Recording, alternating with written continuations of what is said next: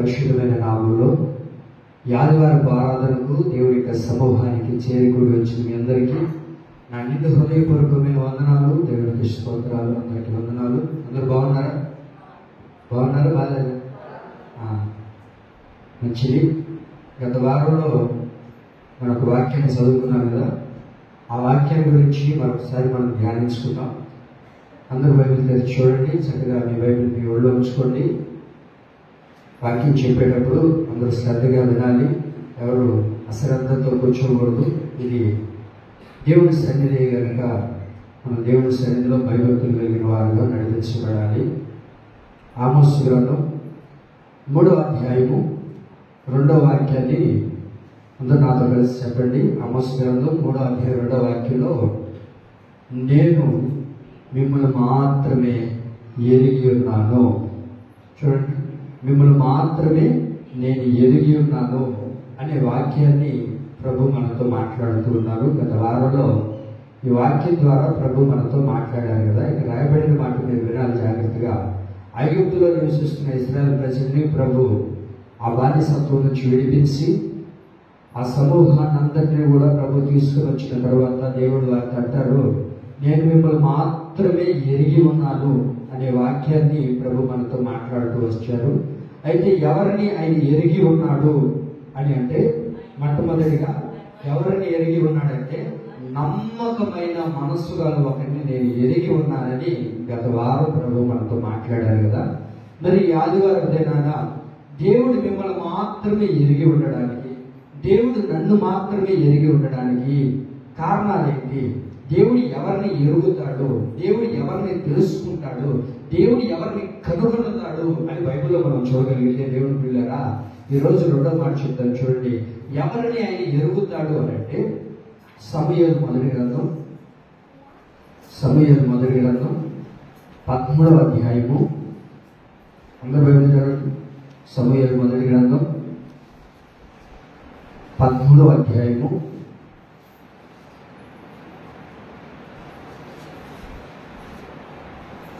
13వ అధ్యాయము 14వ వాక్యాన్ని మనం చదువుకుందాం. నేను చదువుతున్నాను వినండి. అక్కడ, యెహోవా తన చిత్తానుసారమైన మనస్సు గల ఒకరిని కనుగొని ఉన్నాడు. అల్లెత్తి నా వైపు చూడండి. ఎవరిని ఆయన ఎరిగి ఉంటాడు అని అంటే వాక్యం అంటుంది, యెహోవా తన చిత్తానుసారమైన మనస్సు గల ఒకరిని కనుగొన్నాడు అంటండి. ఇది గొప్ప విషయము, చాలా వినదగ్గ విషయము కనుక అందరూ జాగ్రత్తగా వినాలి. యేసయ్య అంటారు, యెహోవా ఏం చేస్తున్నాడు అంటే, తన చిత్తానుసారమైన మనస్సు గల ఒకరిని ఎరిగి ఉన్నాడు, కనుక్కొని ఉన్నాడు, తెలుసుకొని ఉన్నాడు అన్న విషయాన్ని మీరు జాగ్రత్తగా వినాలి. ఎవరిని ఆయన ఎరుగుతాడు, అందరినీ తెలుసుకుంటాడు అని అంటే, ఆయన చిత్తానుసారమైన మనస్సు గల ఒకరిని నేను కనుగొన్నాను అనే వాక్యాన్ని ఇక్కడ మనం గమనించగలుగుతున్నాం. దేవుని ప్రియులారా, దేవుడు మనల్ని తెలుసుకోవాలి అని అనేది చాలా గొప్ప విషయం. భక్తి అనేది అందరూ చేస్తారు. ఈ భక్తిలో దేవుడిని మెప్పించడం అనేది చాలా కష్టమైన పరిస్థితి. మీరు వింటున్నారండి? భక్తి అనేది అందరూ చేస్తారు, కానీ ఆ భక్తిలో దేవుడిని మెప్పించడం అనే విషయాన్ని మనం గమనించగలిగితే అది అసాధారణమైన విషయం కాదు, చాలా గొప్ప విషయము, చాలా కష్టపరమైన పని. అది భక్తి చేయడం అంటే ఏంటి? వచ్చిన బైబిల్ కొనుక్కున్నామా, ఆ బైబిల్కి 25 రూపాయలు స్టిక్కర్ అంటించామా, ఒక 50 రూపాయలు కవర్ వేసామా, వచ్చిన బ్యాగ్ లో పెట్టుకున్నామా, తీసుకుని వచ్చామా, వెళ్ళిపోయామా అనేది ఇది భక్తి. కానీ ఈ భక్తిలో నువ్వు దేవుడిని మెప్పించడం అనేది చాలా కష్ట పరిస్థితి. దేవుడిని మెప్పించాలి, దేవుడు నన్ను కనుగొనాలి, దేవుడి దృష్టిలో నేను ఉండాలి అన్నకున్న విషయం ఏంటంటే చాలా కష్ట పరిస్థితి అయినది. దాన్ని మనం ఎరగాలి. దేవుని పిల్లరా, దేవుడు ఎవరిని కనుగొన్నాడయ్యా అంటే, తన చిత్తానుసారమైన మనస్సు గల ఒకరిని ఎరిగి ఉన్నాడు, కనుగొని ఉన్నాడు, తెలుసుకొని ఉన్నాడు. దేవుడు నిన్ను నన్ను తెలుసుకోవాలి, దేవుడు నిన్ను నన్ను ఎరగాలి అన్నట్టు వాక్యం అంటుంది, తన చిత్తానుసారమైన మనస్సు గలవాడిగా నీవు ఉండాలి. ఆమె మనం ఎరగడం ఏంటి? మనమేంటో మీరేంటో నాకు తెలియకపోవచ్చు, మనమేంటో దేవుడు ఎవరికి ఇరుగుపరు వారికి తెలియకపోవచ్చు, కానీ మనమేంటో దేవుడికి బాగా తెలుసు.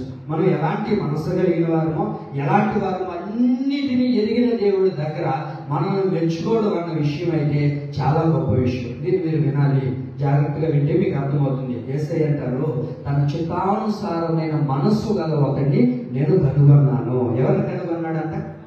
ఎవరిని దేవుడు తెలుసుకున్నాడంట? ఆయన చిత్తానుసారమైన మనస్సు కలిగిన వాడు ఎవరు అని కలిగిన వాడినే దేవుడు కనుగొన్నాడు, వాడిని దేవుడు ఎరిగి ఉన్నాడు, వాడిని దేవుడు తెలుసుకుని ఉన్నాడని వాక్యం అంటుంది. అయితే దేవుడి చిత్తానుసారంగా మనం నడిపించబడుతున్నామా? దేవుడు కనుగొనేటట్లుగా మనం మారగలుగుతున్నామా? ఓ దేవుడి ప్రియులారా, వాక్యం అంటుంది, తన చిత్తానుసారమైన మనస్సు గల వాడిని నేను ఎరిగి ఉన్నాను. చూడండి, నేను అంటాను, ఇప్పుడు మీరు బాగానే వచ్చారు, బయట ఎత్తుకొని వచ్చారు, దేవుడి సన్నిధిలో ఆరాధించారు, ప్రార్థన చేశారు, అటెండెన్స్ చేసుకొని వెళ్ళిపోయారు. కానీ ఇక్కడ ఉన్నంతసేపు మిమ్మల్ని ఏమంటారు చెప్పండి? మంచి విశ్వాసులు, అబ్బా వీళ్ళందరినీ విశ్వాసులు లేరు అని అంటారు. ఇంటికి వెళ్ళిన తర్వాత భర్తతో బడగాస్తుంటే విశ్వాసం అంటారా? పిశాసు అంటారా? ఏమంటారు? విశ్వాసి, చాలా మంచి విశ్వాసి అంటారా? ఇంటికాడ గొడవేస్తుంటే ఏమంటారు? మీరే చెప్పాలి ఆ విషయాల గురించి. ఇక్కడ మాత్రం చాలా భక్తిగానే ఉండొచ్చు, కానీ నిన్ను ఎదగాలంటే, నిన్ను గురించి తెలుసుకోవాలి అని అంటే ఇక్కడ ఉన్నంతసేపు కాదు. కానీ నువ్వు ఇంటి దగ్గర అంటున్నావు, ఇంటి దగ్గర చాలా మంది బాగానే ఉంటారు, ఇంటి దగ్గర చాలా చక్కగానే ఉంటారు, కానీ వాళ్ళ ఆఫీస్ దగ్గరికి వెళ్ళి అడగండి వారి గురించి, అక్కడ తెలుస్తారు వాళ్ళు బండారు. ఇక్కడేముంది? బాగానే ఉంటారు తల్లిదండ్రుల ముందు, ఎంత కూడా ఇక్కడేముంది? అమ్మ నాన్న ఉన్నంతసేపు బాగానే ఉంటాం. హాస్టల్కి వెళ్తే అక్కడ తెలుస్తుంది వీళ్ళు వ్యవహారాలంతా. కాలేజీకి వెళ్ళి అడగండి, అక్కడ తెలుస్తుంది వీళ్ళు ఎలాంటి పనులు చేస్తున్నారో, ఏ వ్యవహారాల్లో ఉంటున్నారో, ఏ స్థితిగతుల మధ్య నడిపించబడుతున్నారో, ఇవన్నీ బయట తెలుస్తాయి. ఇంట్లో ఉన్నంతసేపు ఏం చేస్తారు? ఈ పిల్లు కూడా పాలు తాగుతారా? అమ్మో, అంత చక్కగా ఉంటారు తల్లిదండ్రుల ముందు కానీ, ఇంట్లో కానీ, ఇరుగు పొరుగు వారి దగ్గర. కానీ కాలేజీకి వెళ్ళి అడిగితే అక్కడ తెలుస్తుంది అన్ని విషయాలు. అదే వాక్యం ఉంటుంది, దేవుడు ఎవరయ్యా అంటే మన హృదయ అంతరంగాన్ని ఎరిగే దేవుడు. ఆయన దగ్గర మెప్పు పొందాలి అని అంటే, ఆయన మనం కనుగొనాలి అంటే, ఆయన మనం తెలుసుకోవాలంటే అది చాలా కష్టమైన పరిస్థితి. కనుక ఇక్కడ మనం గమనించగలిగితే ఒక వ్యక్తి ఎలా ఉన్నాడయ్యా అంటే, దేవుడికి తన చిత్తానుసారమైన మనస్సు గల ఒకటి కనుగొన్నాడు అంటే, తెలుసుకున్నాడు అని అంటే ఎంత గొప్ప విషయమో మీరు బాగా గమనించాలి. దేవుడి ప్రియులారా, దేవుని చిత్తానుసారమైన మనస్సు గలవాడని దేవుని దృష్టిలో మనం ఉండాలి. ఆమేన్. అలాగే మీరు సమూయేలు 2వ గ్రంథం 7వ అధ్యాయం 20వ వాక్యంలో చూడగలిగితే అక్కడ కూడా రాయబడి ఉంటుంది, నీ దాసుడైన నన్ను నీవు ఎరిగి ఉన్నావు అంటాడు. ఎవరిని దేవుడు ఎరిగి ఉన్నాడు? ఏ దాసుని అక్కడ కనుగొని ఉన్నాడు అని అంటే ఆయన ఎవరయ్యా అంటే దావీదు. చెప్పండి, ఎవరైనా? దావీదు ఎలా కనబడుతున్నాడు దేవుడి కంటే? తన చిత్తానుసారమైన మనస్సు గలవాడిగా దేవుడికి కనబడుతూ ఉన్నాడు. దేవుడికి ఎలా కనబడుతూ ఉన్నారయ్యా అంటే, ఆయన చిత్తానుసారమైన మనస్సు గలవాడిని నేను అక్కడ కనుగొని ఉన్నాను. అతని పేరు ఏంటయ్యా అంటే దావీదు. చెప్పండి, ఎవరు? దావీదు. దావీదు ఎలా కనబడుతున్నాడంటే దేవుని యొక్క చిత్తానుసారమైన మనస్సు కలిగిన వాడు, దేవుని చిత్తానుసారంగా నడిపించబడుతున్నవాడు. అందుకని దేవుడు అంటారు, నా చిత్తానుసారమైన మనస్సు గలవాడిని నేను కనుగొని ఉన్నాను. అపోస్తలుల కార్యం 13వ అధ్యాయం 22వ వాక్యంలో కూడా అదే రాయబడుతుంది, దావీదు నా ఇష్టానుసారుడైన మనుష్యుడు, నా ఇష్టానుసారుడు, నా ఇష్టము కలిగిన వాడు, తన చిత్తం కాకుండా నా చిత్తానుసారంగా నడిపించబడుతున్నాడు దావీదు అంటాడు. చూడండి, దావీదు ఎవరయ్యా అంటే ఒక గొర్రెలు కాచుకునేవాడు. దావీదు ఎవరు? గొర్రెలు కాచుకుంటూ గొర్రెలు వేపుకుంటూ ఉండేవాడు. అయితే దావీదును దేవుడు కనుగొన్నాడు. కనుగొన్న తర్వాత మీరు జాగ్రత్తగా వినండి, సమూయేలుతో అంటాడు దేవుడు, ఇదిగో యెషయా కుమారుల దగ్గరికి వెళ్ళు, వారిలో నేను ఒకటి ఎన్నుకొనబోతూ ఉన్నాను అని అన్న తర్వాత అయ్యగారు వెళ్ళారు, పాస్టర్ గారు వెళ్ళారు. వెళ్ళిన తర్వాత అయ్యా మీ కుమారులను బయటకు అందరిని చూస్తున్నాడు. కానీ ఎవరితోనూ దేవుడు మాట్లాడలేదు. ఎవరిని నిలబెడుతున్నా దేవుడు ప్రేరేపణ ఇవ్వట్లేదు. ఎవరిని చూస్తున్నా అభిషేకించమని దేవుడు చెప్పట్లేదు. ఇంకా దేవుడు ఇదిగో ఇంకా ఉన్నారో పిలువ అని చెప్తే ఇంకెవరు ఉన్నారయ్యా? నా ఇంట్లో ఎవరు లేరు, ఇంకే అయిపోయింది అని అంటే లేదు, ఎవడో ఉన్నాడు. ఉన్నాడయ్యా. ఎవడున్నాడో తెలుసా? ఆడేందుకయ్యా పనికి రాన్నాడు, ఆడు పనికిరాడు, అందుకని వాడు గొర్రెలు కాసుకోవడానికి పంపించానంటే నేను అంటాను, ఒకవేళ దావీదు సాయంత్రం అయి ఉండొచ్చేమో నా మనసు వచ్చి. ఒకవేళ సాయంత్రం అయితే ఏం చేస్తారు చెప్పండి? మా సాయంత్రం అయితే ఆ ఇంట్లో ఉన్న యెషయా కుమారుడు చివరివాడు ఎవరు? దావీదు కదా. దావీదు ఏం చేస్తూ ఉంటాడు? సాయంత్రం అయ్యేసరికి ఆ గొర్రెలు మేపుకుంటూ ఇంటి దగ్గర తీసుకుని వస్తుంటాడు అనుకుందాం. ఒకవేళ గొర్రెలు తీసుకుని వస్తుంటే ఎట్లుంటాడు? సూటు కోట్ వేసుకొని, టక్ చేసుకొని, కోట్ వేసుకొని గొర్రెలు కాసుకుంటా ఉంటారా? ఎట్లా ఉంటాడు? అవతారమే ఎంత ఉంటుంది, చూడడానికి కూడా అంత ఇంపుగా అనిపించడు కదా. మరి అలాంటి వ్యక్తి అక్కడి నుంచి వస్తుంటే సమయం చూసిన వెంటనే దేవుడు మాట్లాడంటాడు, ఇదిగో ఇతనే నా చిత్తానుసారమైన మనసు గలవాడు. కొడదా సభడిగా దేవుడు పైన పని చూసే దేవుడు కాదు. అదే నేను అన్నమాట. దేవుడు మెప్పించాలన్నది చాలా గొప్పతరమైన విషయం. దేవుడి విషయంలో మనం భక్తిగా ఉంటాము అనేది దేవుడికి కనబడాలి. దేవుడు మనల్ని మెచ్చుకోవాలి. దేవుడి దృష్టిలో ఆయన ఇష్టానుసారంగా మనం బ్రతకాలి. ఆమె దేవుడు అంటారు, అదిగో అక్కడ వస్తున్నాడే, వాడినే నేను ఎరిగి ఉన్నాను. అతను నేను ఎరిగి ఉన్నాను. కారణం ఏంటో తెలుసా? అతను ఎవడయ్యా అంటే నా చిత్తానుసారమైన మనస్సు గలవాడు. అయ్యా వాడికి చదువు రాదయ్యా, వాడు గొర్రెలు దాచుకుంటున్నాడు, వాడికి అంత చదువు అప్పలేదయ్యా. ఇద్దరు నా బిడ్డలు చాలా బలాఢ్యులు, మంచి వైభవం కలిగిన వారు, రాజుల దగ్గర ఉండేవాళ్ళు, వీళ్ళని అభిషేకించాయి అంటే దేవుడు అన్నారు, వాళ్ళందరూ నాకు అవసరం లేదు, కానీ వీడు మాత్రమే నాకు కావాలి. ఎందుకు కావాలి అంటే తను ఎవరంట? నా చిత్తానుసారమైన మనస్సు గలవాడి నేను కలిగి ఉన్నాను, నేను తెలుసుకొని ఉన్నాను. మరి దేవుడు పిల్లరా, ఇదేనా దేవుడి సన్నిధికి వచ్చిన మనము దేవుడి సన్నిధిలో ఆయన మెచ్చుకునేటట్లుగాను, ఆయన చిత్తానుసారంగా మనం ఉండేటట్లుగాను, ఆయన మనల్ని కనుగొనే వ్యక్తులుగా మనం మారాలని దేవుడు ఆశపడుతూ ఉన్నాడు. దేవుడు నేను మెప్పించగలుగుతున్నానా? దేవుడి యందు నా భక్తి సరిగ్గా ఉందా? దేవుడికి నేను కనబడుతూ ఉన్నప్పుడు, దేవుడు నన్ను చూస్తూ ఉన్నప్పుడు ఆయన మెప్పు పొందేటట్లుగా, ఆయన నేను కనపరిచేటట్లుగా, ఆయనను కొనియాడేటట్లుగా ఒక భక్తి నేను చేయగలుగుతున్నానా? ఆయన నన్ను కనుగొనేటట్లుగా నేను ఆ భక్తి మార్గాల్లో నడిపించబడగలుగుతున్నానా? ఆ భక్తి మార్గంలో నేను ఉండగలుగుతున్నానా అని ఎవరైతే విమర్శించుకొని, పరీక్షించుకొని వారి జీవితాన్ని సరిచేసుకోగలుగుతారో దేవుడు అంటారు, నిన్ను చూసినప్పుడు ఈ వ్యక్తి నా చిత్తానుసారమైన వాడు. ఆమె దేవుడి ఎదుట మనం ఎలా ఉండాలంటే ఆయన చిత్తానుసారముగా నడుచుకునే వారిగా ఉండాలి. 143వ కీర్తన 10వ వాక్యం చదవండి. దావీదు అంటాడు కదా, అక్కడ చదవండి. 43వ కీర్తన 10వ వాక్యం.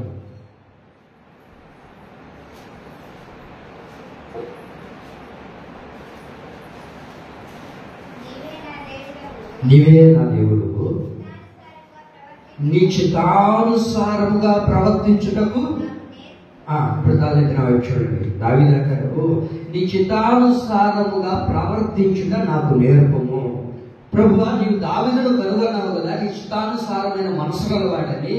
మరి అలాంటి వ్యక్తిగా నేను మారాలంటే నీ చిత్తానుసారంగా ప్రవర్తించుట నాకు నేర్పము అని దేవుడి సన్నిధికి నీవు అడగలిగితే, దేవుడి సన్నిధిలో కూర్చున్నారో దేవుడి ప్రియులారా, దేవుడి సన్నిధిలో నీవు అడగలిగితే ఇది నాన్న ప్రభువా, నీ చిత్తానుసారంగా ప్రవర్తించుట నాకు నేర్పమయ్యా అని దేవుడు అడగలిగితే, దేవుడు మనతో అంటారు, దేవుడు ఆ చిత్తానుసారంగా ఎలా నడుచుకోవాలి ఇవన్నీ కూడా మనకు నేర్పిస్తాడు. దావీదు ఎవరైనంటే తన చిత్తానుసారమైన మనసు గలవాడు. అతన్ని దేవుడు కలిగి ఉన్నాడు, ఎరిగి ఉన్నాడు, తెలుసుకుని ఉన్నాడు. కనుక దేవుడు పిల్లరా, వాక్యం అంటుంది, ఆయన చిత్తానుసారంగా ప్రవర్తించాలని నీవు నేర్చుకోవడానికి దేవుడి సన్నిధికి వస్తే, ఆయన చిత్తానుసారమైన మనసు గలవాడు ఎలా ఉంటాడు? ఆయన చిత్తానుసారమైన మనసు గలవాడిని దేవుడు ఏం చేస్తాడు? ఆయన చిత్తానుసారమైన మనసు గలవాడిని దేవుడు ఏం చేస్తాడయ్యా అంటే, వీధిలో తీసుకుని వెళ్ళి వీధిలో నిలబెట్టి అవమానపరిచే దేవుడు కాదు ఆయన. ఆయన చిత్తానుసారమైన మనసు గలవాడిని ఒక కనుగొంటే దేవుడు ఏం చేస్తాడో తెలుసండి, తీసుకుని వెళ్ళి సింహాసనం మీద ఒక రాజుగా దేవుడు కూర్చొని పెడతాడు. ఆమె దేవుని నిన్ను కనుగొంటే, దేవుని చిత్తానుసారమైన మనసు గలవాడిగా నీవు ఉండగలిగితే, ఆయన ఇష్టానుసారమైన మనిషిగా నిన్ను కనుగొనగలిగితే, ఆయన చిత్తానుసారమైన మనసు గలవాడిగా నిన్ను ఎరగగలిగితే, దేవుడు నిన్ను ఏమి చేస్తాడయ్యా అంటే ఉన్నతమైన స్థితిలో నిన్ను ఉంచగలుగుతాడు, నీ కుటుంబాన్ని ఉన్నతంగా నడిపించగలుగుతాడు, నీ బిడ్డను ఉన్నతమైన స్థితిలో దేవుడు నిలబెడతాడు. కారణం ఏంటయ్యా అంటే నీవు దేవుని చిత్తానుసారమైన మనసు గలవాడివి. దేవుడి చిత్తానుసారమైన మనసు గలవాడిని దేవుడు ఏం చేస్తాడు? ఒక రాజుగా నియమిస్తాడు, ఒక ఉన్నతమైన స్థితిని ప్రభు కలగజేస్తాడు. అదే వాక్యం అంటుంది, నా చిత్తానుసారమైన మనసు గలవాడిని ఒకరు కనుగొన్నాను, వాడిని నేనేం చేయాలని ఆశపడుతున్నానో తెలుసా? ఆ రాజసింహాసనం మీద కూర్చోబెట్టాలనుకుంటున్నాను. ఒక గొప్ప లక్షణం చూడండి, దేవుడు మనల్ని కనుగొంటే దేవుడు మనల్ని ఎరిగి ఉంటే, ఆయన చిత్తానుసారమైన మనస్సు నీవు ఉండగలిగితే, ఆయన చిత్తానుసారంగా నీవు నడిపించబడగలిగితే, దేవుడు తీసుకుని వెళ్ళి ఒక నడి సముద్రుని నిలవేసి మునుగు చేస్తే సాగురా అని చెప్పే దేవుడు కాదు. మన దేవుడు ఎవరయ్యా అంటే అందరికీ చేర్చగలిగిన వాడు, మన స్థితిగతులు మార్చగలిగిన వాడు, మన జీవితంలో ఆశీర్వాదాన్ని కలగ చేయగలిగిన దేవుడు. ఎప్పుడయ్యా అంటే ఆయన చిత్తానుసారమైన మనస్సు గలవాడిగా నీవు ఉండగలిగితే. మరి ఆయన ఇష్టానుసారమైన మనస్సు నేను కలిగి ఉండాలి, నేను నేర్చుకోవాలి అని ఆశపడుతూ ఉన్నట్లయితే, దేవుడు ప్రియులారా, కొన్ని 2-3 వాక్యాలు నేను చూపిస్తాను చూడండి. రోమపత్రిక, ఆయన చిత్తానుసారమైన మనస్సు గలవారు ఎలా ఉంటారో, ఆయన చిత్తానుసారమైన మనస్సు మనం ఉండాలి అని అంటే ఆయన మనం కనుగొనాలంటే వాక్యం అంటుంది. రోమపత్రిక 15వ అధ్యాయము 6వ వాక్యం చదవడమా? రోమపత్రిక 15వ అధ్యాయము 6వ వాక్యం. ఇక్కడ మీరు బాగా గమనించాలి. అందరూ బైబిల్ తెరవండి. ఒక్క విషయం వల్ల అందరూ బైబిల్ తీశారు. రోమపత్రిక 15వ అధ్యాయము చదవడమా? ఇక్కడ మీరు బాగా గమనించాలి. మీరు ఏకభావం కలవాలి, ఏకగ్రీవంగా మన ప్రభువైన యేసుక్రీస్తు తండ్రి యొక్క దేవుని మహిమపరచు నిమిత్తము క్రీస్తు యేసు చిత్త ప్రకారము ఒకరితో ఒకడు మనస్సు కలిసిన వారై ఉండునట్లు. చాలండి. ఇక్కడ రాయబడిన మాట, యేసుక్రీస్తు చిత్త ప్రకారముగా చిత్తానుసారంగా ఏం చేయాలి అంటే ఒకరికొకడు మనస్సు కలిసిన వారిగా ఉండాలి. మీరు తలెత్తిన వైపు చూడాలి. దేవుని చిత్తానుసారంగా మేము ప్రవర్తించాలి. దేవుని చిత్తానుసారమైన మనసు గలవాడిగా ఒకటి కనుగొన్నాడు కదయ్యా, ఆ చిత్తానుసారమైన మనసు గలవాడిగా నన్ను కూడా దేవుడు కనుగొనాలంటే నేను ఏం చేయాలి అని అంటే వాక్యం అంటుంది, ఒకరికొకడు వారి మనసులు కలవాలి. చెప్పండి, ఏం చేయాలి? ఒకరికొకరు వారి మనస్సులు కలవాలి. ఎప్పుడైతే ఆ మనసులు ఒకరు కలుస్తాయో వాళ్ళు ఏమవుతారయ్యా అంటే దేవుని చిత్తానుసారమైన మనస్సు గలవాడని దేవుడు గుర్తెరుగుతాడు. వాక్యం అంటుంది ఒకరి మనసు ఒకరు ఏం చేయాలి? కలవాలి. ఈరోజు చూడండి, ఒక కుటుంబంలో ఒక భార్య భర్త ఉన్నారు అనుకోండి. భార్య ఇటుపోతే భర్త ఎటుపోతాడు. మీకు అర్థమవుతుందా?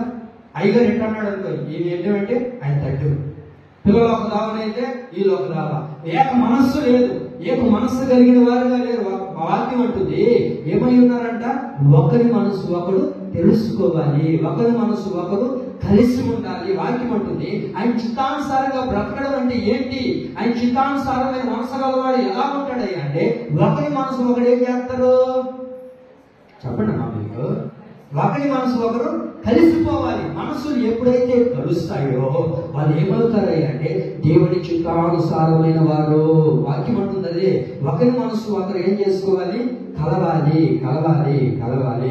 యేసుక్రీస్తు చిత్త ప్రకారముగా ఒకరితో ఒకడు మనస్సు కలిసిన వారై ఉండునట్లు అని రాయబడింది. ఏం చేయాలి? మనస్సులు కలవాలి. మనస్సులు కలిసినప్పుడు వాళ్ళు ఏమవుతారని అంటే దేవుని చిత్తానుసారమైన మనస్సు గలవాడని దేవుడు గుర్తెరుగుతాడు. చూడండి, దైవ సేవకుడు ఒక మాట చెప్పాడు. దైవ సేవకుడు ఒక దావలో ఉంటే విశ్వాసులందరూ ఒక దావలో ఉన్నారు అనుకోండి. అప్పుడు ఏమవుతుంది? అది ఏక మనసు కలిగిన వారు కాదు. నేను ఒక ఆలోచన ప్రకారంగా సంఘం నడిపించబడుతుంటే వీళ్ళు మాత్రం సపరేట్ గానే ఉంటారు. కొంతమంది చూడండి, అందరూ ఒక దావలో నడిచిపోతుంటే వీడు ఒక్కడు మాత్రం ఒక దావలో ఉంటాడు. మీకు అర్థమవుతుందండి? వాక్యం అంటుంది కుటుంబంలో ప్రతి ఒక్కరూ ఏమవ్వాలి అని అంటే దేవుడిని ఆరాధిస్తున్న బిడ్డలు అందరూ ఏక మనస్సు కలిగిన వారిగా ఉండాలి. ఏదైనా ఒక చిన్న కార్యం జరిగింది అనుకోండి, నీకు తెలియకుండా నీ భర్త చేయకూడదు, నీ భర్త తెలియకుండా నువ్వేం చేయకూడదు. వాక్యం అంటుంది ఒక్కరికొకరు ఏం చేయాలి? మనస్సులు కలవాలి. నువ్వు ఏది చేసినా నీ భర్తకి చెప్పాలి, నీ భర్త ఏం చేసినా నీకు చెప్పాలి, నీ పిల్లలు ఏం చేస్తున్నా అది నీకు తెలియాలి. తెలియట్లేదనంటే కారణం ఏంటంటే వాళ్ళ మనస్సులు కలవలేదు. వాళ్ళ మనసులు ఏం చేయలేదు? కలవలేదంట. వాళ్ళ మనసులు కలవకపోతే వాక్యం అంటుంది వాళ్ళు దేవుని చిత్తానుసారమైన వాడు కానే కాదు అన్నా. నీకు ఒక విషయం తెలుసా? మీ ఆమె ఎంత అప్పులు చేస్తున్నారు అనుకున్నారు? ఆడ సిటీ పాడేస్తుంది, 7 సిటీలు పాడేస్తుంది అని అంటే ఈయనకి తెలియదు. ఈయన వచ్చి ఇంటికి వచ్చి అడిగేదాకా ఆమెకు తెలియదు. అమ్మా, ఇంటికి వచ్చి అడిగేదాకా కూడా తెలియదు. ఏమ్మాయి అడిగిన సిటీ పాడబడిన నేనేమన్నా పాడినా? మన కుటుంబం కోసం కదా పాడింది. ఇది తెలియదు వ్యవహారం. అన్ని రాద్ధాంతాలన్నీ చేసేసి ఉంటారు, కార్యక్రమాలన్నీ చేసేసి ఉంటుంది. అన్ని చేసేసి చివరికి ఎవరో చెబితే కానీ అయ్యగారికి తెలియదు. అంటే ఏమని అర్థం? వాళ్ళ మనసులో కలవాల, వాళ్ళ మనసులో కలవలేదు. వాక్యం ఉంటుంది, ఒకరి మనసు ఒకరికి ఎప్పుడైతే తెలుస్తుందో వాడు దేవుని చిత్తానుసారమైన వాడు. ఆమె నీవు దేవుని చిత్త ప్రకారంగా ఉండాలి అని అంటే నీ భర్తకు తెలియకుండా నువ్వు ఏం చేయకూడదు, పొరపాటు చేయకూడదు. నీ భర్త నీకు తెలియకుండా ఏం చేయకూడదు, నీ పిల్లలు నీకు తెలియకుండా ఏది చేయకూడదు. వాక్యం అంటుంది అలా చేస్తున్నారంటే వాళ్ళు ఏక మనసు కలిగిన వారుగా లేరు అని అర్థం. ఏక మనసు కలిగిన వారు ఎవరయ్యా అంటే దేవుని చిత్తానుసారమైన వారు. చెప్పండి, ఎవరు వాళ్ళు? దేవుని చిత్తానుసారమైన వారు. మన కుటుంబంలోనైనా ఏం చేయాలయ్యా అంటే సంఘంలోనైనా ఏక మనసు కలిగిన వారిగా మనం వెళ్ళాలి. సంఘం చల్లా చెదిరైపోతుందంటే కారణం ఏంటంటే ఈ రోజుల్లో చాలా సంఘాలు చూడండి చల్లా చెదిరైపోవడానికి కారణం ఏంటంటే పాస్టర్ గారు ఒక పక్కన ఉంటే విశ్వాసులు ఒక పక్క ఉంటారు, సంఘ పెద్దలు ఒక పక్కన ఉంటే పాస్టర్ గారు ఒక పక్కన ఉంటారు. ఇప్పుడు ఏమవుతుంది? ఆ సంఘం ఏక మనసు లేదు. దాన్ని బట్టి ఏమైపోతుంది? ఆ సంఘం చీలిపోతుంది, ఆ సంఘం విచ్చలవిడిగా అయిపోతుంది. అంత స్థలం దొరికితే అక్కడ పాక వేసినామా, అక్కడ ప్రార్థన పెట్టినామా, ఏమైనా ప్రార్థన పెట్టామా అంటే నాకు దేవుడు ప్రేరేపించినాడు అందుకని చర్చ పెట్టుకున్నాను. ఏక మనసు కలిగిన వారి ఉంటే ఇప్పుడు ఆ సంఘం చీలిపోతుందమ్మా. చీలిపోతే ఒక కుటుంబంలో పాడైపోతున్నారంటే, పిల్లలు చిల్లా చెదరైపోతున్నారంటే, పిల్లలు నీ మాట వినట్లేదంటే కారణం ఏంటంటే వాళ్ళ మనసు నీ మనసుతో కలవలేదని అర్థం. దేవుడి పిల్లరా, పిల్లల మనసును మనం తెలుసుకోవాలి, నీ భర్త మనసును నువ్వు తెలుసుకోవాలి. వాక్యం అంటుంది ఒకరి మనసు ఒకరు ఏం చేయాలని రాయబడింది, యేసుక్రీస్తు చిత్త ప్రకారము ఒకరితో ఒకడు మనస్సు కలిసిన వారై. ఒకరితో ఒకరు ఏం చేయాలి? మనసులు కలవాలి. దేవుడి పిల్లరా, దేవుడి చిత్తానుసారమైన వాడిని నేను అవ్వాలి అంటే ఏం చేయాలి అంటే ఒకరి మనసు ఒకరికి ఏం చేయాలి? కలవాలి. నాకు గొప్ప మాట, ఇష్టమైన మాట ఏంటంటే దైవజనుడి దగ్గరకు వచ్చాడు. దైవజనుడి దగ్గరకు ఒక వ్యక్తి వచ్చాడు. అయ్యా, కుష్ఠరోగం చేత నేను బాధపడుతున్నానయ్యా, ఈ కుష్టి పోవాలయ్యా అని అంటే ఆ దైవజనుడు అంటాడు, అయ్యా పోయి ఆ ఏదో మునిగి రాబో 7 సార్లు అంటాడు. ఆ చెప్పిన తర్వాత కోపం తెచ్చుకొని ఏదో సందర్భాన్ని బట్టి వెళ్ళాడు. తన దగ్గర ఉన్న పనివాడు అంటాడు, ఎందుకయ్యా కోపం తెచ్చుకోడు మునుగు అని అంటే సరే మనసును ఒప్పించుకోవడం, మనసును బాధపడడం, ఏదో విధం చేత మునిగాడు. మునిగి స్వస్థత పొంది వచ్చిన తర్వాత దైవజనుడితో, అయ్యా నేను స్వస్థత పొందాను, ఇవన్నీ తీసుకో అయ్యా, ఈ డబ్బు, ఈ నగలు, ఈ వైభవం, ఈ వస్త్రాలు అన్నీ నీ కోసం తెచ్చాను అయ్యా అంటే అంటాడు దైవజనుడు ఎలీషా అంటాడు, ఇదేది నాకు అక్కర్లేదయ్యా, నువ్వు క్షేమంగా వెళ్ళు అని అంటే వెళ్ళిపోయినప్పుడు ఆ దైవజనుడు ఇంట్లోకి వెళ్ళి తలుపు వేసుకొని ప్రార్థన చేసుకుంటూ ఉన్నాడు. మీరు విన్నారా? నిద్రపోతున్నారా? వినండి, జాగ్రత్తగా వినండి. ఆ దైవజనుడు లోపలికి వెళ్ళి ప్రార్థన చేసుకుంటూ ఉన్నాడు. బయట ఎవరున్నారు? ఆయనతో పాటు ఒక శిష్యుడు ఉన్నాడు. ఆయన పేరు ఏ పేరు? గెహాజీ. ఎక్కడ ఉండాలి?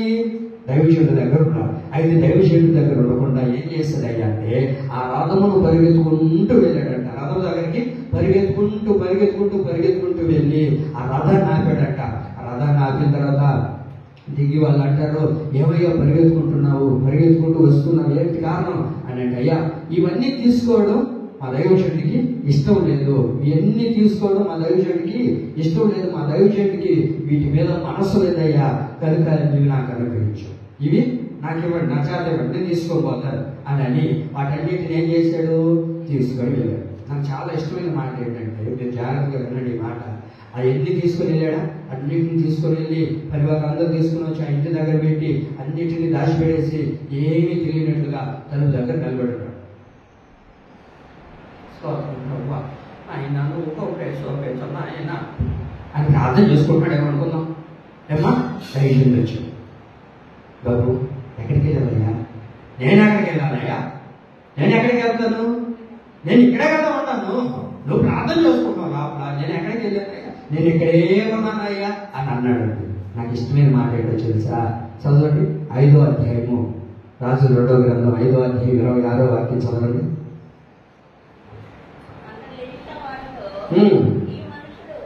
ఆ మనుషుడు తన రథము దిగి నిన్ను ఎదుర్కొన్నట్టుకు దిగి వచ్చినప్పుడు నా మనసు నీతో కూడా రాలేదా?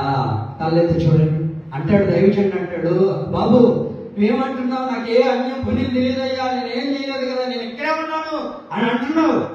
కానీ నువ్వు ఆ రథమును ఎదుర్కొన్నప్పుడు, ఆ రథములో నుంచి ఆ వ్యక్తి దిగి వచ్చి నీ దగ్గరకు వచ్చినప్పుడు నా మనసు నీతో కూడా రాలేదా? అంత గొప్ప మాట చూడండి. దైవజనుడు ఆశ ఏంటి? దైవజనుడి యొక్క మనస్సు ఏంటంటే ప్రార్థన కలిగిన మనస్సు. దైవజనుడి మనస్సు ఏంటి? ప్రార్థన చేసే అనుభవం కలిగిన వాడు, దేవునితో ఉండేవాడు, దేవుని మనస్సు కలిగిన వాడు. ఈ గెహాజీ ఎవరయ్యా అంటే దేవుని మనస్సుతో పొత్తు లేదు, దేవుని సన్నిధిలో పొత్తు లేదు, దేవుని సేవకులతో మనస్సు కలిసిన వాడు కాదు. సేవనే వచ్చాడు, సేవ చేయాలనే వచ్చాడు, కానీ ఆలోచన అంతా ఎక్కడుంది అంటే లోకం మీద ఉంది, లోక ఆశల మీద ఉంది, లోక వైభవాల మీద ఉంది. 4 రాళ్ళు సంపాదించుకోవాలన్న ఆశ, ఆలోచన, ఆకాంక్షతో నడిపించబడుతూ ఉన్నాడు. ఎందుకు పిలువబడ్డావు నువ్వు అంటే దేవుని చిత్తానుసారంగా పిలువబడ్డావుగా, దేవుని చిత్తంలో ఉండాలనే కదా నడిపించబడ్డావు. కానీ ఇప్పుడు ఎందుకు నీ మనస్సు దైవ సేవకుడితో కలవలేదు అంటాడు. దైవజనుడు అంటాడు, నువ్వు ఆ రథముల గుండా వెళ్ళినప్పుడు నా మనస్సు నీతో రాలేదా? నేను అంటాను, ఎందుకు వెళ్ళింది? ఏలియా యొక్క మనస్సు వెళ్ళింది చెప్పండి.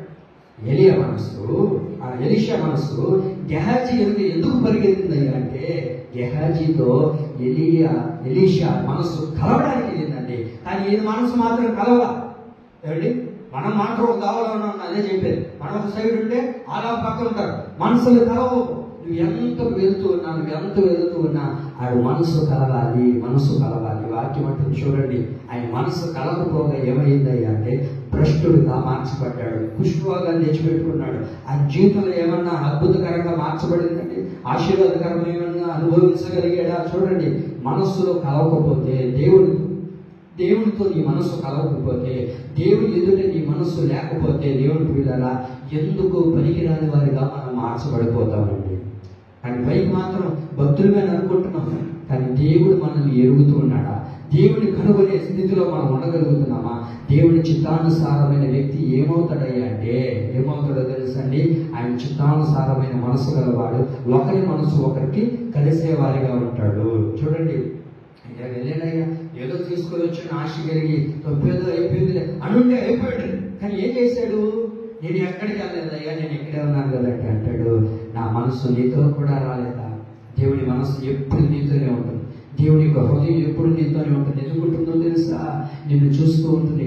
ఆయన మనసుతో నీ మనసు కలుస్తుందేమో, ఆయన మనసు నీ మనసు కలుస్తుందేమో, ఎప్పుడైనా కలుస్తావేమో, ఈ రోజైనా కలుస్తావేమో. ఆయన మనస్సు మన మనసుతో కలిసినప్పుడు ఆయన చిత్తానుసారమైన మనసు గలవాడిగా నీవు మారిపోతావు. దావీదు ఎందుకయ్యా దేవుని చిత్తానుసారమైన మనసు గలవాడిగా ఉన్నావంటే వాక్యం అంటుంది, ఆయన ఎవరో తెలుసా? ఆయన మనస్సు నా మనస్సు కలిసిపోయింది. చూడండి దేవుని పిల్లరా, దేవుని మనస్సు నీ మనస్సు ఎప్పుడైతే కలుస్తుందో ఆయన చిత్తానుసారమైన వ్యక్తిగా నీవు మారుతావు.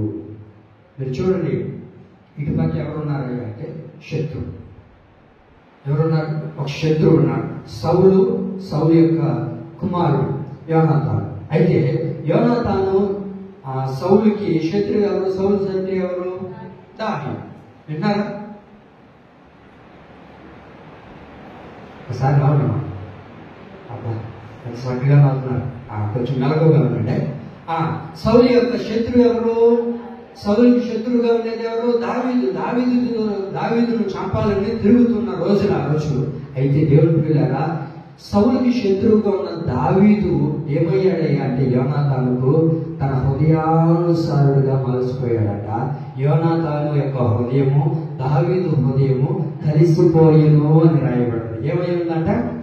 కలిసిపోయిందంట. ఎవరు యోనాతాను? ఒకవైపు యోనాతానుకి దావీదు ఎవరు? ఒక రకంగా చూడాలంటే శత్రువు. ఎందుకంటే యోనాతానుకు రావాల్సిన సింహాసనం ఎవరికి వస్తుంది? ఇప్పుడు దావీదుకు వస్తుంది. అప్పుడు ఎవరికైనా బాగుంటుందండి? ఎలా ఉంటుంది? మనసంతా కక్షతో నింపబడుతుంది. అంటే నా శత్రువు, వాడు చంపాలి, వాడిని నేను చంపాలి, వాడితో నేను కలిసిపోవడం ఏంటి అని అంటే దావీదు హృదయము యోనాతాను హృదయం కలవడానికి కారణం ఏంటంటే దావీదు ఎవరో తెలుసా? దేవుని చిత్తానుసారమైన వాడు. చెప్పండి, ఎవరు దావీదు? దేవుని యొక్క చిత్తానుసారమైన వాడు. సమయంలో మొదటి గ్రంథం 18 మొదటి వాక్యం చూడగలిగితే యోనాతాను హృదయము దావీదు హృదయము ఏమై ఉన్నాయి అంటే కలిసిపోయి ఉన్నాయి. ఏం రాయబడింది చూడండి అక్కడ. సమయాలు మొదటి గ్రంథం 18 మొదటి వాక్యం చూడండి.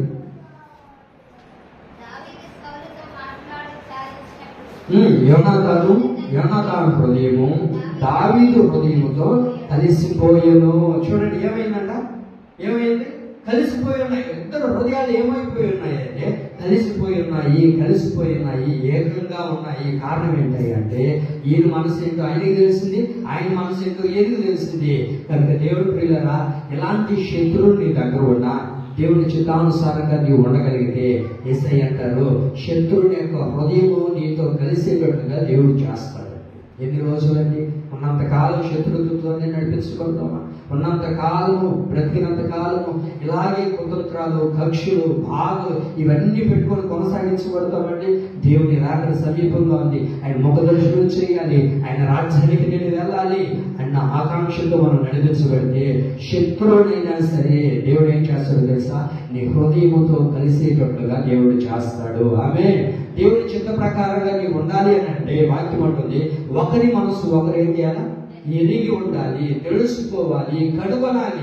ఈయన మనసు నీకు తెలియాలి, ఆయన మనసు నీకు తెలియాలి. ఇలా ఎప్పుడైతే నీవు ఉండగలుగుతావో వాడు ఎవరయ్యా అంటే దేవుని చిత్తానుసారమైన వాడు. మత్తయి సువార్త 26:39 వాక్యం చూడండి. మత్తయి సువార్త 26:39. ఆయన చిత్తానుసారమైన వారు ఏమై ఉంటారు, ఎలా ఉంటారు అని అంటే వాక్యం అంటుంది. మత్తయి సువార్త 26:39. నా తండ్రి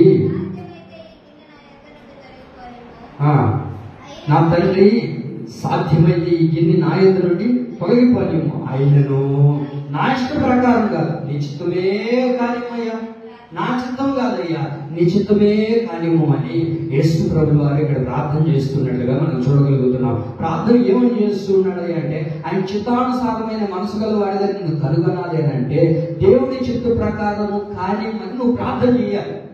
మీకు అర్థమవుతుందా? ప్రభువా నా చిత్తం కాదయ్యా, నీ చిత్తమే కానివ్వమని ప్రార్థన చేయాలి. ప్రభు అక్కడ అంటే ప్రార్థన ఎలా చేస్తున్నాడో తెలుసా? అయ్యా ఈ గిన్నె నా యొద్ద నుండి తొలగిపోలేము, ఆయనను నా ఇష్ట ప్రకారం కాదయ్యా, నీ ఇష్టమే కానీ అడుగుతున్నాడు.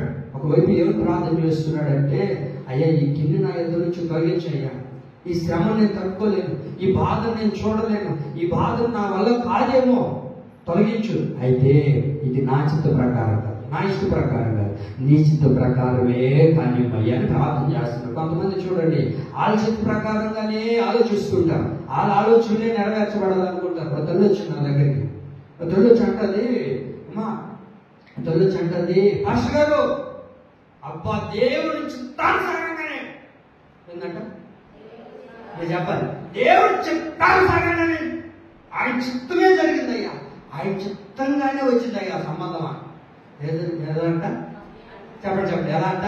ఆయన చిత్త ప్రకారంగానే వచ్చిందయ్యా సంబంధం, మంచి సంబంధం పాస్టర్, ఇంక ఇది స్థిరపడిపోవాలి బాగుంది అని.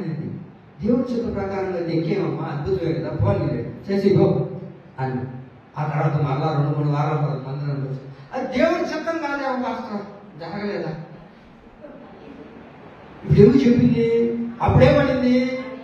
దేవుడి చిత్తమేనా అనింది. ఇప్పుడేమంటుంది? అది దేవుడి చిత్తం కాదయ్యా, వాళ్ళు రాలేదయ్యా. చూడండి, అప్పుడేమో దేవుడి చిత్తం అనింది, ఇప్పుడేమంటుంది? దేవుడి చిత్తం కాదయ్యా, ఏదో అది జరిగిపోయింది పాడినా, అది దేవుడి చిత్తంలో లేదులే. దేవుడి చిత్తాన్ని మార్చుకునే దేవుడు కాదండి. ఒకసారి దేవుడు మాట ఇచ్చినప్పుడు, ఒకసారి దేవుడు నిన్ను కనుగొన్న తర్వాత ఆయన మర్చిపోయేవాడు కాదు, ఆయన మనిషి కాదు, మహనీయుడైన దేవుడు. వాక్యం అంటుంది, నా చిత్తము కానివ్వు, నీ చిత్తమే ప్రకారమే కానివ్వని నువ్వు ప్రార్థన చేయాలి. మనం ఏమని ప్రార్థన చేస్తాం తెలుసా? పాస్టర్ నాకు ఎన్ని లేవు కానీ నాకు చిన్న మా వాళ్ళు అయితే బాగుంటారు, ఇంకేది నీ చిత్తం కాదు, ఇంకేంటి దేవుడి చిత్తం? మా వాళ్ళు అయితే కొంచెం బాగుంటుంది, మా ఖర్చు బాగా వస్తుంది. లేదా వాళ్ళనే చేసుకునే వాళ్ళు లేదమ్మా ఉన్నారు. మా వాళ్ళు అయితేనే బాగుంటుంది, కొంచెం మాతో కాదు, మాతో సమంగా ఉండాలి. ఎవరన్నా చెప్పండి, మాతో సమంగా ఉండాలా. ఇంకేంటి దేవుడి చిత్తాన్ని అడిగేది? వాక్యం ఏమంటుందో తెలుసా? ఎలా ప్రార్థన చేస్తున్నాడు తెలుసా? నా ఇష్ట ప్రకారం కాదయ్యా, నీ చిత్త ప్రకారమే కాదు. నీ కుటుంబ పరిస్థితి అయినా సరే, నీ పిల్లల కొరకు నువ్వు ప్రార్థన చేస్తున్నప్పుడైనా సరే, నీ పిల్లల వివాహ విషయంలోనైనా సరే ఏమనగలవు తెలుసా? ప్రభువా మా ఆలోచన కాదయ్యా, నీ చిత్త ప్రకారమే కానీ ఏం చేయాలా? నీ చిత్త ప్రకారమే కానీ నీ చిత్త ప్రకారంగా జరగాలి ప్రభువా. దేవుడు ఒక సంబంధం వచ్చిన తర్వాత అది నీకు ఇష్టపడిపోయి ఎంత కాదనుకున్నా, ఎంత దేవుడు తప్పిస్తున్నా, దాని కొరకే నువ్వు ప్రాకులాడుతూ పోయేవనుకో ఆ సంబంధం వెనక, అది నీ జీవితాన్ని పాడు చేస్తుందే కానీ దేవుడిని నిలబెట్టేటట్లుగా అది ఉండదు. ఎందుకు అంటే అది నీ ఇష్ట ప్రకారంగా చేస్తున్నావుగా. మీరు బైబిల్లో చూడండి, ఏమండి, ఒక ప్రవక్త ఉన్నాడు. ప్రవక్తని దేవుడి దగ్గర ప్రార్థన చేస్తున్నాడు. ప్రభువా, అలాంటి వ్యక్తి వచ్చాడయ్యా, కాబట్టి ఇప్పుడు నేను వాళ్ళు క్షమించడానికి వెళ్తున్నాను, నువ్వేమంటావు అని అన్నప్పుడు దేవుడు ఏమన్నాడు? వాళ్ళు నేను ఆశీర్వదించాను రా, వాళ్ళ దగ్గరికి నువ్వు వెళ్ళొద్దు, నీ జీవితం పాడైపోతుంది, ఎందుకు గమ్ముగా నోరు మూసుకొని కూర్చోబో అని అన్నాడు దేవుడు. అన్న తర్వాత ఏం చేయాలి? అన్న తర్వాత కూర్చోవాలా లేదా? మళ్ళీ రెండోసారి వెళ్ళాడు, మళ్ళీ ప్రార్థన చేశాడు. ప్రభువా, మళ్ళీ ఏదో చూడే వెళ్ళిన అవకాశం ఉంటే చూడకూడదు, మా వాళ్ళే అంటున్నారు, ఒక రోజు అయినా మళ్ళా వెళ్ళాడు. దేవుడు కాదన్నాడు. మళ్ళా మూడోసారి కూడా వెళ్ళాడండి. దేవుడు ఏమన్నాడు తెలుసా? నా ఇష్టం నువ్వు కోరట్లేదు, నీ ఇష్టం కొరకే నువ్వు ఎదురు చూస్తున్నావు కాబట్టి నీ ఇష్టం ప్రకారం చేసుకోబో అన్నాడు. దేవుడు వదిలేశాడు. ఎవరన్నా? బిలామును దేవుడు ఏం చేశాడు? వదిలేశాడు, విడిచిపెట్టాడు. ఆయన ఇష్ట ప్రకారంగా ప్రార్థన చేసుకుంటున్నాడు. కొంతమంది చూడండి, ప్రభువా నీ ఇష్ట ప్రకారంగా జరిగించు ప్రభువా అని ప్రార్థన చేయదు. వాళ్ళ ఇష్టాలన్నీ దేవుడు చెప్తా ఉంటాడు, వాళ్ళ ఇష్టాలన్నీ జరగాలని అడుగుతూ ఉంటారు. వాక్యం అంటుంది, బిలాము అలా చేయడం ద్వారా ఏం కలిగిందయ్యా అంటే తాను నష్టపోయాడు, శత్రువులకు అప్పగించబడ్డారు, శత్రువులే బిలామును చంపేటట్లుగా అతని జీవితం మార్చబడింది. కారణం ఏంటో తెలుసా? దేవుడి చిత్తానుసారంగా నడిపించబడ్డాడు. దేవుడి చిత్తానికి అనుగుణంగా బ్రతికినప్పుడు నీ జీవితమైనా నీ బిడ్డలైనా దేవుడికి అప్పగించేటట్లుగా మనం మారాలి. ఆమేన్. మనం అడగాలి, దేవుడు ప్రభువా నా ఇష్ట ప్రకారం కాదు, నా చిత్తం కాదు, నా ఆలోచన కాదు, నీకు ఏది అనుకూలమైతే, నీకు ఏది మంచిదో అదే చెయ్యి ప్రభువా. ఈ సంబంధం పోయిందా? ఇంకో సంబంధం నువ్వు తీసుకొస్తావు ప్రభువా. నీకు ఇష్టమైతేనే ఇది కానిము ప్రభువా అని దేవుడు నువ్వు అడగాలంటే. వాక్యం అంటుంది, నా ఇష్ట ప్రకారం కాదు, నీ చిత్త ప్రకారమే కానివ్వని దేవుడికి నిన్ను నీవు అప్పగించుకోవాలి. ఏం చేయాలి? మనం అప్పగించుకున్నప్పుడు దేవుడు నీ ఇష్టానుసారంగా కాకుండా ఆయన ఇష్టానుసారంగా దేవుడు చేశాడు అనుకో, నీ జీవితం అద్భుతకరంగా మార్చబడిపోతుంది. ఓడే కావాలంటున్నా నా మనస నువ్వు ఎట్ట ఒకటి మా నాయకు నువ్వే పంపించాలమ్మా. దేవుడు ఇష్టానుసారంగా నువ్వు ఉంటే, దేవుడు తీసుకొని వచ్చాడు అనుకోండి అబ్బాయిని, దేవుడు తీసుకొని వచ్చాడు అనుకోండి అమ్మాయిని, ఏమవుతుందో తెలుసా? ఆ కుటుంబం స్థిరపరచబడగలుగుతుంది. ఎన్ని శ్రమలు వచ్చినా, ఎన్ని ఇబ్బందులు వచ్చినా, ఎన్ని అవదొడుకులు వచ్చినా సరే ఆ కుటుంబం చెల్లించిపోదు. నీ అంతటా నువ్వే నీ ఇష్ట ప్రకారంగా, నీ చిత్త ప్రకారంగా తీసుకొని వచ్చుకున్నావు అనుకో, అది నిలబడదు. మీకు అర్థమవుతుందండి? ఒక ప్రకటన చేశారు, మనకు ఒక రాణి కావాలి, మన రాజ్యానికి ఒక రాణి కావాలి. ఎవరెవరు ఉన్నారో అందగత్తులు అందరిని తీసుకొని రండి అన్నారు. అర్థమవుతుందా? అందరిని తీసుకురామన్నారు. అందరు నిలబడ్డారండి రాజుబాటులో. అందరు నిలబడ్డారా? నిలబడిన తర్వాత అందరూ వచ్చి అందరూ అబ్బా ఇంకెలా ఉన్నారంటే ఇప్పుడు పోతే పోయిందిరా, ఒక్కరోజన్నా బ్రతికితే ఇలా బ్రతకాలని చెప్పి వాళ్ళకి ఇష్ట ప్రకారంగా చేసుకుంటున్నారండి. వాళ్ళకి ఇష్ట ప్రకారంగా అలంకరించుకుంటున్నారు. రాజభవన్లోకి వెళ్తే రాజీకి కావాల్సినవన్నీ ఉంటాయి కదా, అన్ని కట్టుకుంటున్నారు. ఆ నగలు దించుకున్నారు, డ్రెస్సులు వేసుకున్నారు, మేకప్ వేసుకున్నారు, అన్నీ వేసుకున్నారు. విన్నామా? నిజమా? విను, విన్నావా? ఏం చేస్తున్నారంటే రాజభవన్లో అన్ని చేస్తున్నారు, వాళ్ళకి ఇష్టపూర్వకంగా చేస్తున్నారు. అయితే తండ్రి వచ్చి అంటాడు ఎస్తేరమ్మా, నీ ఇష్ట ప్రకారం కావద్దు, నిన్ను నీవు ఏకైకి అప్పగించుకో.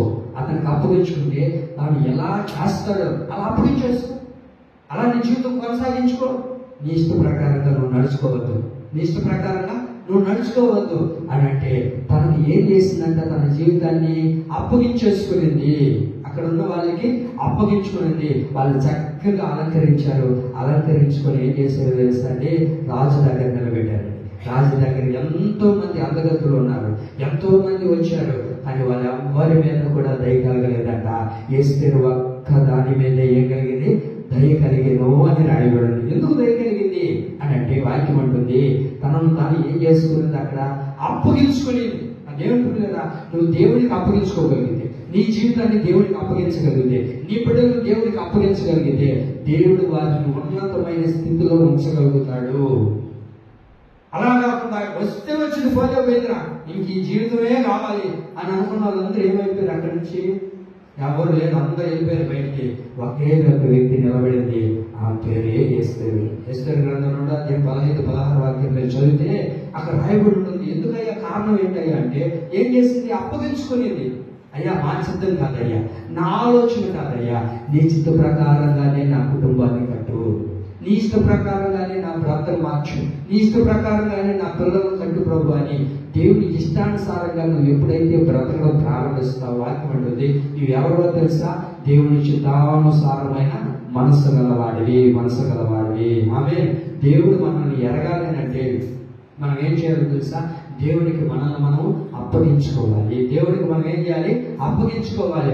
దేవునికి ఎప్పుడైతే మన హృదయాన్ని ఇవ్వగలుగుతామో, ఆయన చిత్త ప్రకారంగా మనం ఎప్పుడైతే ఉండగలుగుతామో, ఆయన చిత్తమే కానీ మనం ఎప్పుడైతే ప్రార్థన చేయడం ప్రారంభిస్తామో, దేవునికి అప్పగించుకుంటామో, దేవుడు మనల్ని ఏం చేస్తాడు అని అంటే ఉన్నతమైన కృపతో ఆయన నింపడం ప్రారంభిస్తాడు.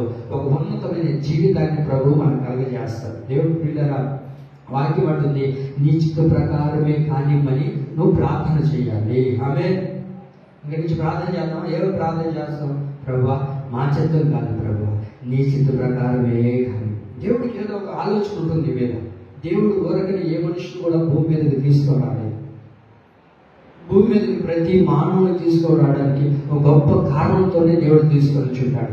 అవన్నీ నీ మీద నెరవేర్చబడాలంటే, ఆలోచనలన్నిటినీ దేవుడు స్థిరపరచాలంటే నిన్ను నీవు దేవుడికి అప్పగించుకోవాలి, నిన్ను నీవు దేవుడికి సమర్పించుకోవాలి, నిన్ను నీవు దేవుడికి అర్పించుకొని, ప్రభువా నా చిత్తం కాదయ్యా, నీ చిత్తమే కానిమో, నీ చిత్త ప్రకారమే జరగనిమో అని దేవుడికి నువ్వు అప్పగించుకోవడం ప్రారంభించగలిగితే దేవుడు నిన్ను ఏం చేస్తాడో తెలుసా?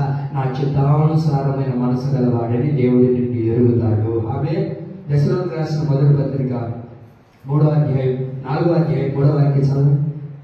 3వ మాట చెప్తాను చూడండి. అక్కడ దశలోనికి రాసిన మొదటి పత్రిక 4వ అధ్యాయము 3వ వాక్యం.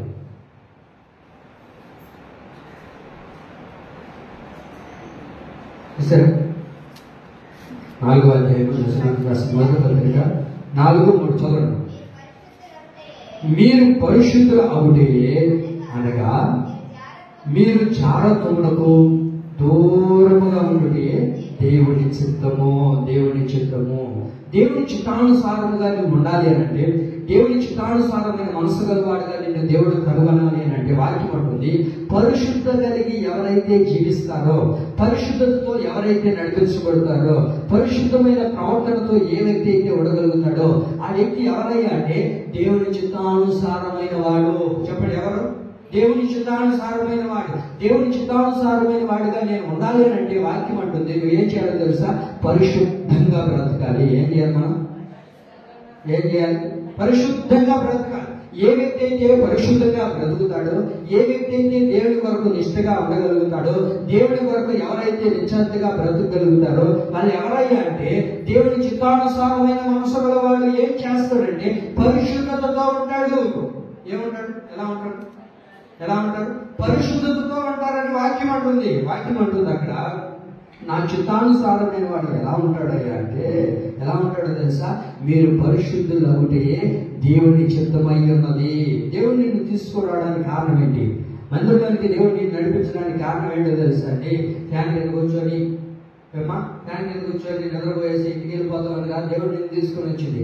నీవు పరిశుద్ధంగా బ్రతకాలన్నదే దేవుని యొక్క చిత్తము. నీవు పరిశుభ్రంగా బ్రతకాలి, నువ్వు పరిశుద్ధమైన జీవితాన్ని జీవించాలి, నీ కుటుంబం అలాంటి పరిశుద్ధతతో నడిపించబడాలన్నదే దేవుని యొక్క చిత్తము, దేవుని యొక్క ఆలోచన. మరి ఆ పరిశుద్ధతలో మనం నిలబడగలుగుతున్నావా? ఆ పరిశుద్ధమైన జీవితాన్ని నువ్వు చేయగలుగుతున్నావా? పరిశుద్ధమైన వ్యవహారాలను ఉండగలుగుతున్నావా? పరిశుద్ధత లేనివాడు వాడి యొక్క జీవితంలో దేవుడు అతను కనుగొనలేడు, తెలుసుకోలేడు. కారణం ఏంటయ్యా అంటే వాడు దేవుని చిత్తానుసారుడైతే పరిశుద్ధంగా బ్రతుకుతాడు. పరిశుద్ధత నీలో ఉంటే, పరిశుద్ధమైన వ్యక్తిగా నీవు బ్రతకగలిగితే, పరిశుద్ధతలోనే నీ జీవితం కొనసాగించబడితే నీకు ఆగిపోదు ఆ పరిశుద్ధత. నీకు నీ బిడ్డలకు ప్రవహించేటట్లుగా దేవుడు చేస్తాడు. ఆమేన్. అయితే మనలో ఏముండాలి అంటే పరిశుద్ధత ఉండాలి. మనలో ఏముండాలి?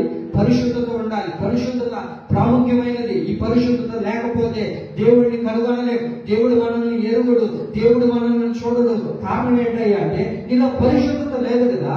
పరిశుద్ధత ఎవరిదైతే ఉంటుందో వాక్యం అంటుంది హృదయ శుద్ధి గలవారు ధన్యులు. చెప్పండి, వారు ఏం చేస్తారు? దేవుణ్ణి చూస్తారు.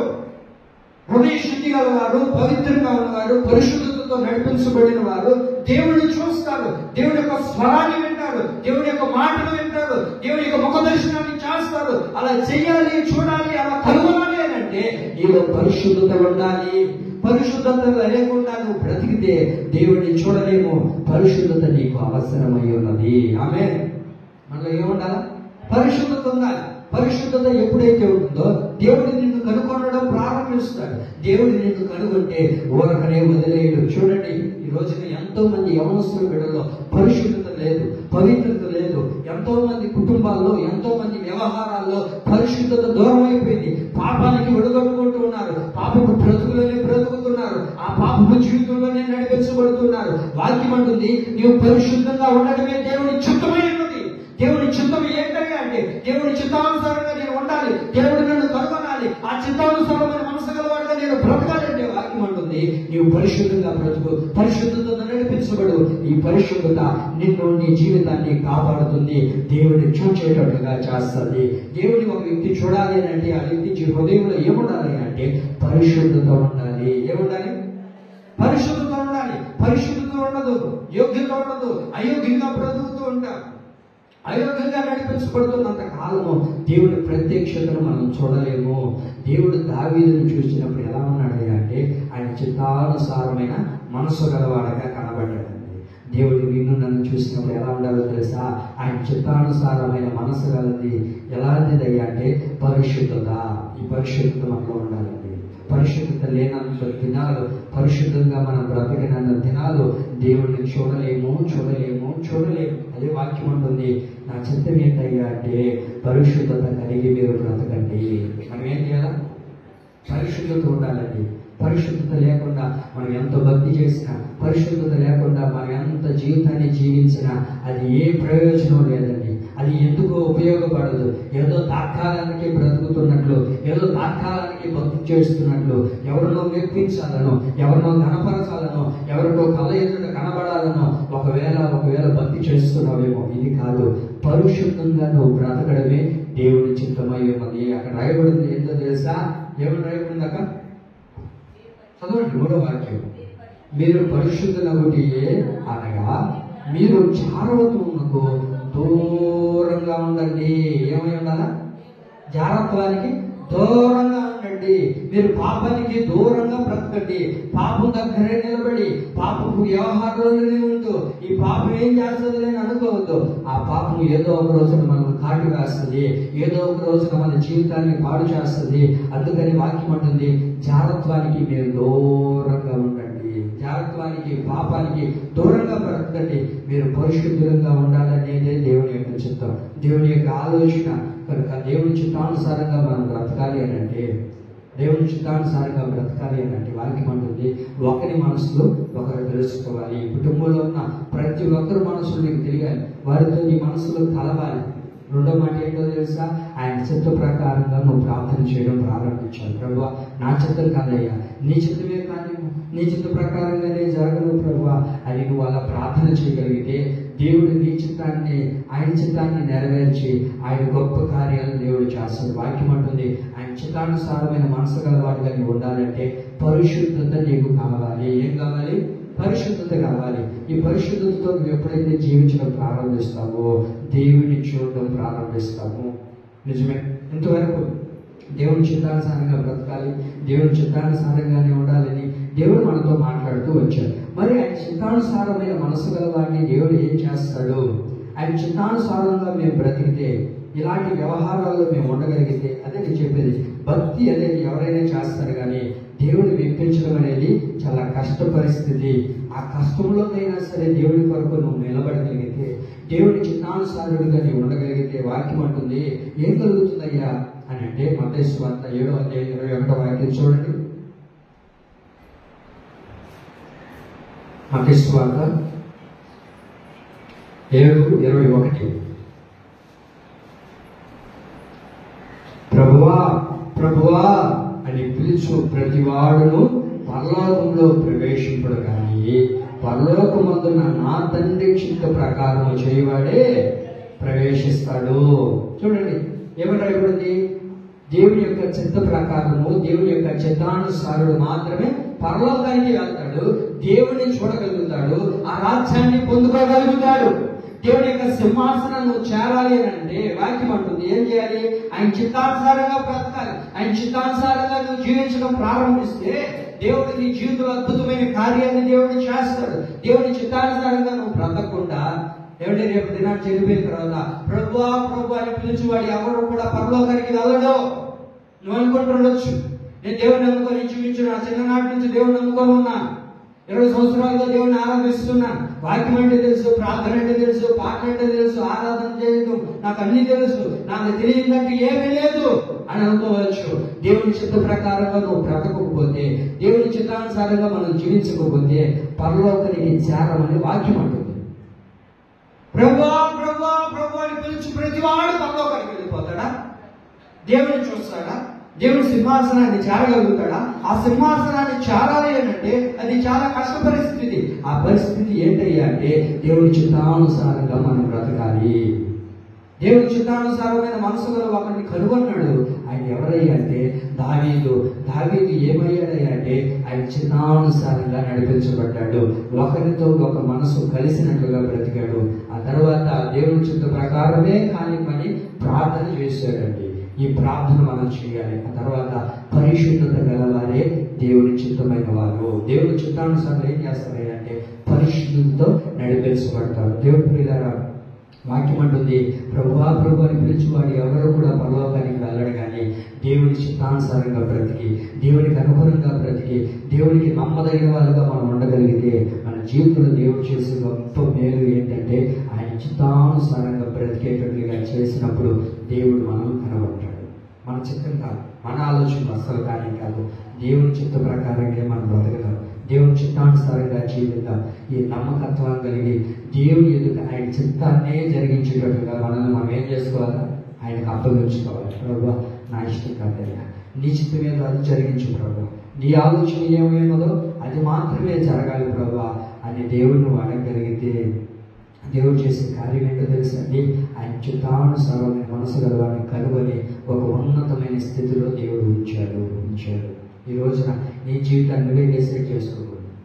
దేవుడిని నీ కొరకు ఒకరిని ఉంచాడు, ఒకరిని ఉంచుతాడు కనుక నీ కొరకు దేవుడు ఎవరో ఒకరిని ఎత్తిపెట్టుంటాడు. అంతవరకు మనం బాగలేదుగా ఏదో ఒక కంపం తగిలించుకొని వస్తూ ఉంటాం. ఆ కంపం తగిలించుకొని వస్తే నీకే రక్త గాయాలి, అవునా కదా? ఇప్పుడు నడిచిపోతా ఉన్నాము, దావులో నడిచిపోతున్నాము, నీ చీరకి ముళ్ళ కంప తగిలింది దొరుకుతాం, ఇంటికి తీసుకొని వచ్చి ఇంట్లో పెట్టుకుంటే ఏంటి? మనకే రక్త గాయాలి, అవునా కదా?